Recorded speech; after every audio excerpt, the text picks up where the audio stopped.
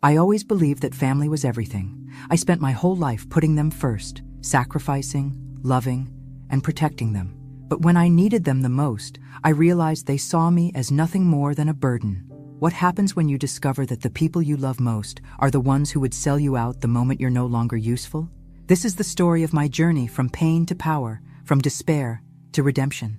And trust me, you won't believe what my son did. At 58, I thought I had seen it all. But life has a funny way of showing you just how wrong you are. I spent most of my life as a mother, always there for my children, always the one they could turn to, no matter the cost to myself. Now, I sit alone in a house that was once full of laughter and warmth, the same house where I spent countless nights comforting my children, where I cleaned, cooked, and gave every bit of myself to make sure they had everything they needed. But today, this house feels like a cold cage. It's the same house that, in my weakest moments, feels like a symbol of my isolation. And yet, it's not the loneliness or my deteriorating health that hurts the most. It's the realization that my own son, Chris, the boy I raised, the boy I thought I knew, is nothing but a stranger now. I remember the night it hit me, the night that changed everything. We were having dinner, just the two of us, a rare occasion since he's grown so distant over the years. I could feel the weight of his indifference, the way he barely looked at me, his focus elsewhere. And then, out of nowhere, he dropped a bomb on me. A joke, or at least that's what he probably thought it was. "I hope you only live for 3 more months, he said, his eyes briefly flickering to mine, "so we can sell the house." I froze. The words hit me harder than any illness could. He said it as if it was just a passing remark, something light-hearted, but I felt the venom in his voice, the truth behind his words. He wasn't joking. He saw me as nothing more than a burden, something to be discarded. For the first time, I understood how little I mattered to him. The pain wasn't just physical. It was emotional, a gut punch that made my chest tighten. I had spent so many years sacrificing for him, for my family, and this was the gratitude I got in return? I remember looking at him, struggling to keep my composure. But inside, everything shattered. I didn't even know what to say. How could I? His words spoke volumes about how he really felt. He was already planning to move on without me, and I hadn't even realized it until that moment. I spent the rest of that night staring at the walls of the house, feeling the weight of my decisions, my life bearing down on me. My health was failing, that much I knew. The doctor had confirmed that my illness was serious, but it wasn't the illness that terrified me anymore. It was the thought of what would happen to me when I was gone. Chris, the child I loved more than anything, was ready to walk away from me, just like that. As the days passed, I began to see things differently. It wasn't just his cruel words that stung. It was everything leading up to that moment. The years of emotional neglect, the slow fading of his interest in me, the way he'd always take, never give. For so long, I had thought he would come around, that things would get better. But now, I could see it clearly. He wasn't coming back. Not for me, not for anything. I started to realize that the life I'd built for him, for us, wasn't mine anymore. It was just a reminder of everything I'd sacrificed for a family that never appreciated it. And what did I have to show for it? A disease that seemed to get worse every day, and a son who couldn't even pretend to care. But something inside me shifted in that moment. I wasn't just going to sit by and let him sell the house I had worked so hard for. No, I would make him see what he had done. I would make him regret ever treating me like this. He wanted me gone? Fine. I'd give him exactly what he asked for, only not in the way he thought. I sat there, in that empty house, with the weight of the world on my shoulders, but a plan starting to take shape in my mind. I wasn't going to let him take everything I had built without a fight. Not this time. Not anymore. And so began the beginning of something far more than just a fight for a house. It would become a fight for my dignity, my self-respect, and for everything he thought he could take from me. But, as I would soon discover, the most dangerous games are the ones you play with your own family. The days after that dinner felt like a blur. I went through the motions, doing what I always did, cooking, cleaning, pretending to be fine. But every moment was clouded by the thought of Chris's words. They echoed in my head, louder with each passing day. "I hope you only live for 3 more months. The sharpness of his voice still stung, and the cruel indifference behind those words made me sick. At first, I tried to dismiss it, telling myself it was just a thoughtless comment. But deep down, I knew better.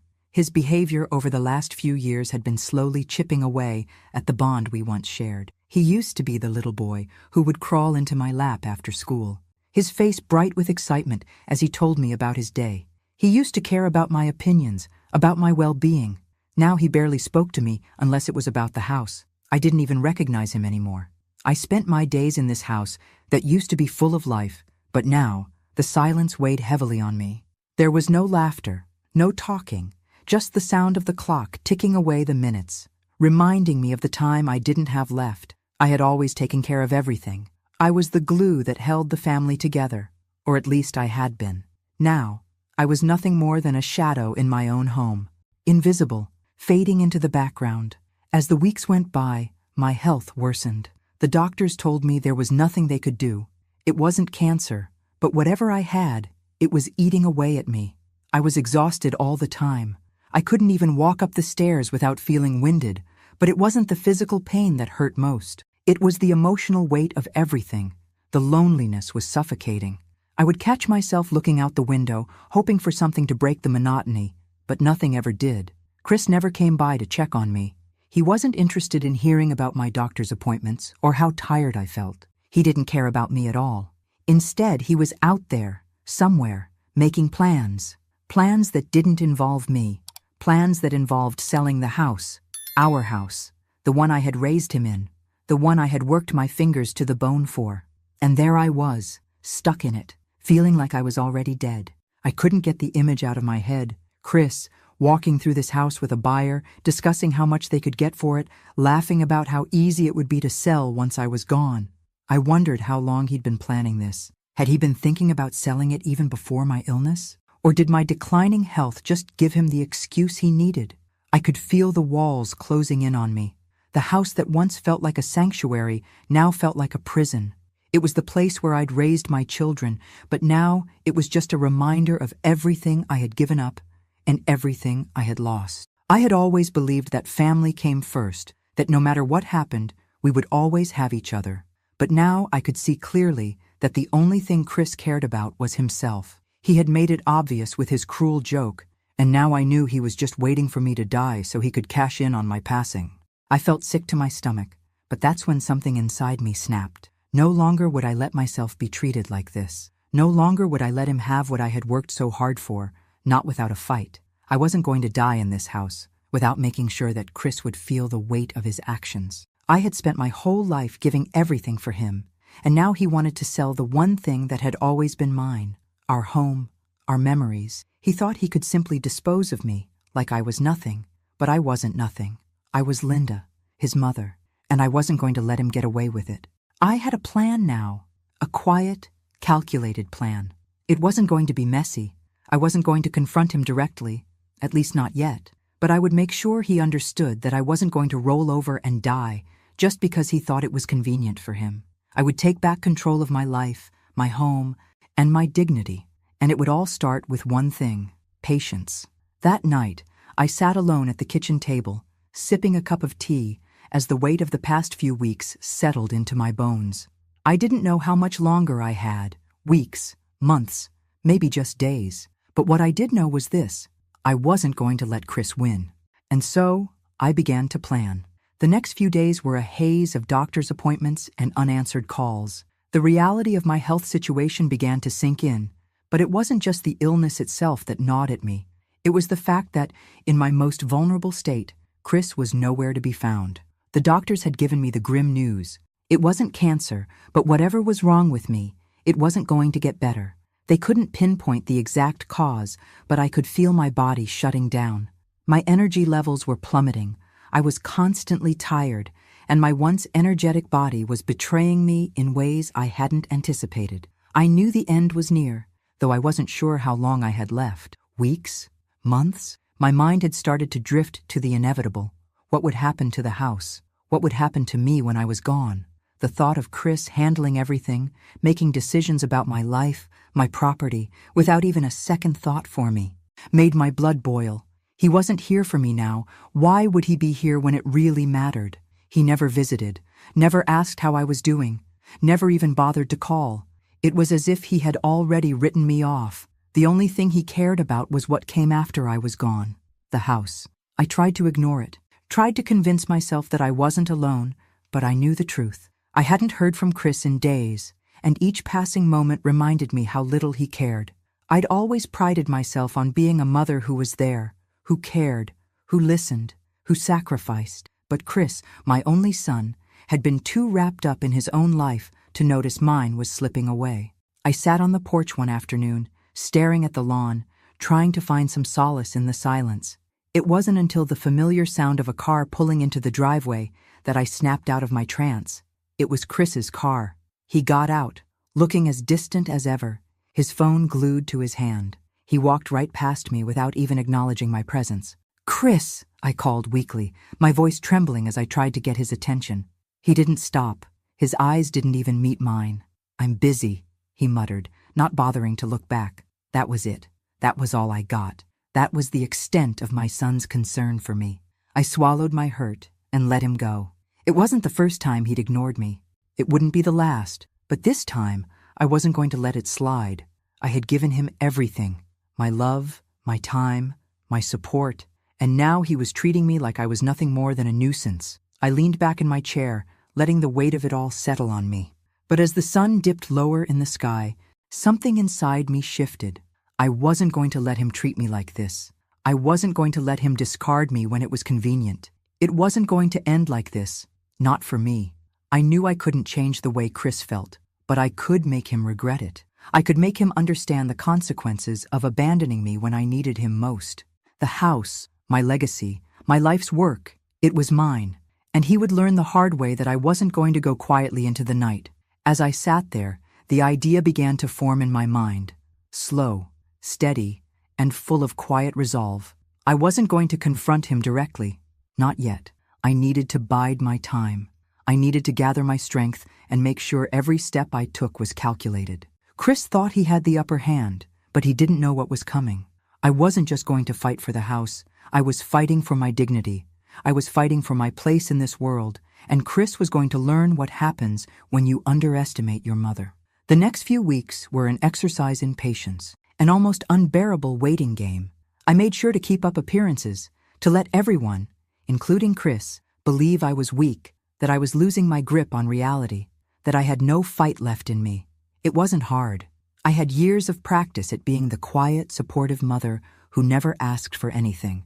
But behind the facade, I was gathering everything I needed. I began reviewing the papers I had around the house, bank statements, insurance documents, everything I could find. My fingers shook as I sifted through the clutter, trying to make sense of it all. I had to be careful, precise. It was clear Chris hadn't been thinking of me at all. But I wasn't just going to let him take the house, not without making him face the consequences of his actions. I found the sale agreement, the one where Chris had already signed off on selling the house to a buyer I'd never met. I stared at the paper for what felt like an eternity. It wasn't official yet, but it might as well have been. The house, my home, the place where my children grew up, it was already being sold behind my back. It hit me like a wave. Chris had already assumed I was done for. He'd already made his plans, thinking I was too weak to fight back. I balled up my fists, a surge of energy rushing through me. No, this wasn't how it was going to end. I wasn't going to let him take this from me, from the family we used to be. I wasn't done yet. It was time to take control, and I would make sure that Chris would never forget the cost of his indifference. I knew that I had to do something. I couldn't just sit back and let Chris win. But what could I do? I had nothing but time, and that, in itself, felt like both a blessing and a curse. It was during one of my restless nights, after everyone had left and the house was quiet, that I decided to go through the old papers and files in my study. There were years of receipts, old bills, and documents from the past. I told myself I was organizing, but deep down, I was searching for something, a way to take back control. My hands trembled slightly as I went through a pile of old papers, the soft rustle of the pages almost comforting in the stillness of the house. I flipped through legal documents, my will, my late husband's life insurance, medical records, old letters, when one piece of paper caught my eye. It was an agreement for the sale of the house, already signed by Chris. I froze. There it was, in black and white, My own son had already planned for the sale of our home. I'd been so blind. The thought of Chris walking around, negotiating with a buyer for the house he knew I loved, it cut deeper than any physical ailment could. The house wasn't just walls and a roof to me. It was my history, my memories, the very place I had raised him. And here he was, treating it like a commodity to be sold off the moment I wasn't useful to him anymore. The signature was clear, Chris Edwards. He had already signed the documents, pushing through the sale without even an ounce of consideration for what this house meant to me. But as I stared at the paper, something else caught my eye. A note in the corner of the page, something that had been almost overlooked in my initial shock. The buyer's name, and a date that was only a week away. I stood up, my heart pounding in my chest. I could feel the cold rush of anger creeping up from my stomach, rising like an uncontrollable fire. My hands shook as I traced the name of the buyer, someone I had never heard of. How could Chris have made such a decision without consulting me? How could he have believed that he had the right to sell our home without even talking to me? I had never felt so betrayed. He had already planned my departure, and I hadn't even been given the chance to say goodbye. But that wasn't the worst part. The worst part was that Chris had underestimated me. He thought I was too weak, too fragile to notice. He thought he could get away with it without facing any consequences. The realization hit me like a punch in the gut. He hadn't just been planning to sell the house. He was waiting for me to die, for me to just disappear. And when I was gone, he would move on, free to do whatever he wanted, without a second thought for me. I had been nothing but an obstacle to him, something to be discarded when the time came. I couldn't let this happen. I couldn't let Chris erase me from this house, from my legacy, just like that. I sat down at my desk, the weight of it all crashing down on me. The pain, the betrayal, the loneliness, it was unbearable. But there was something else stirring inside me. A fire that had been dormant for years, something that had been buried under layers of pain and neglect, was starting to rise. I would make him pay for this. I couldn't confront him just yet. I knew I had to play my cards carefully. But I had to act fast. My mind raced as I started to think through the details. I couldn't just let Chris walk away with everything. I needed a plan. And it needed to be one he would never see coming. There was no room for mistakes. I had to be precise. He had no idea what I was capable of, but he would find out soon enough. I stood up from the desk, clenching my fists. I was done being the victim. Chris had made a grave mistake, and now it was time for him to feel the consequences. The next morning, I began making calls, quietly, without letting anyone know what I was planning. I reached out to my lawyer, a woman I had trusted for years but hadn't needed to speak to in quite some time. I asked her to look over the paperwork for me, to find anything that might be useful. She agreed without asking too many questions, sensing the urgency in my voice. I also began to dig into the legalities of the house's sale. Was it too late for Chris to back out? Had he truly made it impossible for me to stop the sale? I needed to know everything. I felt like I was walking a fine line, balancing between acting too quickly and not acting fast enough. If I wasn't careful, Chris could sell the house right from under me before I had the chance to stop him. But as I pieced the plan together, one small detail after another fell into place. I would not let him get away with this. I was going to take back what was mine, and I would make sure he understood the price of his betrayal. As the day wore on, I couldn't shake the image of Chris walking through the house, acting like everything was already decided. I imagined him already telling people that the house was as good as sold. I could almost hear his voice, so sure, so cold. But the truth was, he hadn't won. Not yet. I was going to make him realize just how much he had underestimated me. The days dragged on, filled with the steady rhythm of silence and resentment. I kept myself busy, pretending everything was fine. I didn't want to show Chris any signs of weakness. I didn't want him to see that the discovery of his betrayal had shaken me, not just physically, but deep in my bones. What had happened to my son? The boy I'd raised, the child I'd loved unconditionally, was now a stranger to me. His actions made me question everything I thought I knew about our relationship, about what it meant to be a family. But what hurt more than anything wasn't just the sale of the house. It was the complete lack of regard he had for me as a person. I could feel it in the way he treated me, the way he barely even acknowledged my existence. I had always put him first. I had given him everything I had, sacrificed my time, my energy, my own desires to make sure he had the best life possible. And this was how he repaid me. It wasn't just that he wanted to sell the house, it was that he had already planned for it, without ever consulting me, without even pretending to care. It was the final blow that proved everything I had feared. Chris didn't see me as his mother anymore. I was just an obstacle in the way of his plans, a nuisance that needed to be dealt with. I began to realize that the last few years of my life had been spent trying to gain his approval, trying to be the perfect mother, trying to be enough for him. And what had it gotten me? A cold, indifferent son who was more concerned about his inheritance than about my well-being. It was like I didn't even exist in his eyes, except as a way to get what he wanted. I started to question everything. Had I done something wrong? Was there a moment when I had failed him? Had my love and care somehow been not enough? Or was he just always this way, only now revealing his true nature? It was impossible to know, but one thing was clear. I couldn't trust him anymore. The anger inside me only grew with each passing day. I wasn't just angry at Chris. I was angry at myself for not seeing this sooner. How had I missed the signs? How had I let myself get to this point? But I wasn't going to let it end like this. I wasn't going to let Chris destroy everything I had worked for, everything I had sacrificed, without consequences. He had no idea what he had set in motion. I spent hours, days, poring over the sale documents, figuring out exactly where he had made his mistakes. It wasn't just about the house anymore.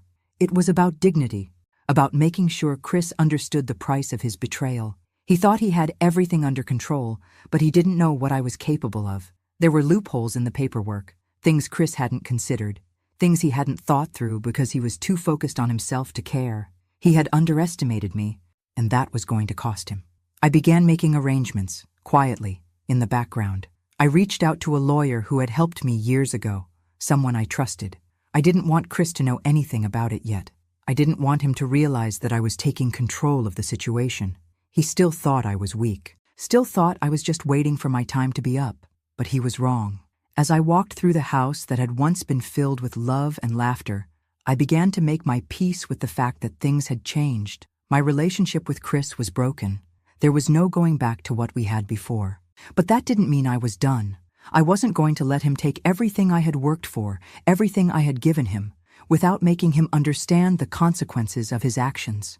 I would show him that he couldn't just walk all over me. It was late one evening, as I sat alone at my desk, the soft click of the keyboard echoing in the quiet house, that I made the final decision. I had everything I needed, every document, every piece of evidence. I had a plan, and it was time to put it into motion. Chris had no idea what was coming. I thought back to all the times I had been there for him, when he was sick, when he needed support, when he made mistakes, and I bailed him out. I thought about the sleepless nights, the years of sacrifice, and now he was ready to sell the house, to sell me off like a piece of property. He thought I was weak, that I wouldn't fight back. But I had one thing Chris didn't expect. I had time. And in that time, I would make sure he paid the price for his betrayal. The next morning, I called my lawyer again. I knew it was time to start the process. No more waiting, no more second guessing. It was time for Chris to learn exactly what happens when you treat the people who love you the most as disposable. As I hung up the phone, I took a deep breath, feeling a strange sense of calm wash over me. I wasn't done. I wasn't going to let Chris destroy everything. Not without a fight. The days that followed felt heavy, like I was walking through thick fog. But beneath the surface, I was more focused than ever. The discovery of Chris's betrayal was only the beginning, and now I had to make sure that my plan, my quiet, calculated revenge, was set in motion. I had spent years being the supportive, selfless mother, always the one to give, to nurture, to put my family's needs above my own. But now, in this moment of weakness, it was time for me to reclaim what was mine. It was time for Chris to understand the cost of his selfishness. I couldn't afford to confront him just yet. I needed to stay hidden, to stay calm. If I acted too quickly, too visibly, he would see me coming, and that was the last thing I wanted. The longer I could keep him in the dark, the better my chances were. So, I kept the charade up, pretending to be the mother he expected. Fragile, weak, a mere shell of the woman I used to be. I started by gathering everything I could. I combed through the sale documents, looking for any mistakes Chris might have made. His arrogance had clouded his judgment. He thought he was in control, but I was the one holding all the cards now. I had legal loopholes, I had paperwork, and most importantly, I had time, something Chris thought he had the luxury of, but he didn't. I called my lawyer again, making sure she understood the urgency of the situation. I couldn't afford any delays. She was quiet for a moment, then gave me the advice I needed to hear. "You have the right to contest this," she said. "Chris doesn't have full control over the property just yet. He hasn't finalized everything, and you still have leverage." It felt good to hear those words. I wasn't completely powerless. I wasn't just sitting here waiting for him to sell me off like a commodity. There were still legal avenues, things he hadn't considered when he was making his plans. He'd made mistakes, and I was going to make sure he paid for them. As the days wore on, I began to execute my plan in pieces, quietly, steadily. I called in favors from friends, gathered all the information I could about the house and its legal status, and began to figure out how to slow down the sale process without raising any red flags. I knew that the moment Chris realized I was fighting back, it would be over for him. I couldn't let him see me coming. It had to be perfect. I didn't let him know I was aware of the sale, didn't let him know that I had already seen the paperwork. Instead, I acted as though I was too sick to deal with anything. I let him believe I was weak, incapable of understanding the legalities. He thought I was just going to let him take everything from me. But I wasn't weak. I started making small, calculated moves. I delayed things. I stalled. I made sure the paperwork was checked, rechecked, and checked again. Every time Chris thought he was making progress, I made sure to step in, quietly, methodically, to slow him down. The more I delayed, the more pressure he'd feel. The closer I got to taking control, I also started preparing something else, something I knew would break him. The hospital bills. They were mounting, and he had been so careless in his dealings that he didn't even consider how the financial burden would fall on him once I was gone. I began to gather all the medical bills, every invoice for the treatments I had undergone, every medication I had been prescribed. In the back of my mind, I knew what I was going to do with these documents. I was going to put them all in his name. The bills, the hospital fees, the overdue payments. I was going to make sure Chris knew exactly what it felt like to be responsible for something he thought he could get away with ignoring. I had no intention of leaving him anything. Not my house, not my money, nothing. He had treated me like I was disposable, and now I was going to show him just how far-reaching the consequences of that treatment could be. One afternoon, I sat in my favorite chair by the window, looking out over the front yard. It was one of those rare moments when everything seemed quiet, still, and peaceful. But inside, there was a storm brewing. I had taken the first steps toward getting back what was mine. My mind raced as I thought about the next steps.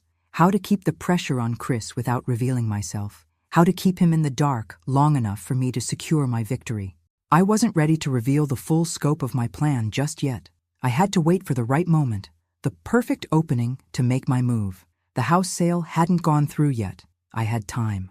But time was running out. What made it all the more difficult was the fact that despite everything, I still loved him. He was my son. I had raised him, given everything I had to make sure he had a good life, and yet he had betrayed me in the most cruel way. He had turned his back on me when I needed him the most, but the betrayal had created something in me that I didn't recognize, an unrelenting desire for justice, for payback.